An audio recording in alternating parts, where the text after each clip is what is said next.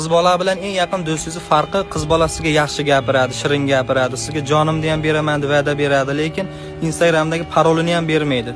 Sevgan qiz bilan birga bo'lishingiz uchun sizning yaxshi ishingiz, yaxshi pulingiz bo'lishi kerak. Agar shular bo'lmasa, qiz bolani hayotidan udalit bo'lasiz. Eng yaqin do'stingiz sizni mazaxlaydi, so'kadi, sizni uradi, tepadi. Ismingizni ham to'liq aytmaydi, yo laqab bilan chaqiradi, yo ismingizdagi 4 ta harf bilan chaqiradi. Lekin do'stingiz uchun sizda pulingiz borligi yoki yo'qligi muhim emas. Tug'ilgan kunimga iPhone olib bersang, keyin sen bilan do'st bo'laman demaydi. Tug'ilgan kunida boshiga tuxum bilan urib, ustidan suv quyib yuboradi, xursand bo'lib yuraveradi. Maktab payti 30 ta do'stimiz bor edi. Yildan yilga saralanib eng yaxshilari qoldi. Shularni qadriga yetaylik.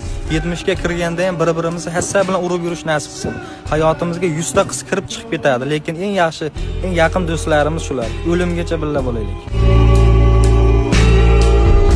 Qiz bola bilan eng yaqin do'stingiz farqi, qiz bolasiga yaxshi gapiradi, shirin gapiradi, sizga jonimni ham beraman deb va'da beradi, lekin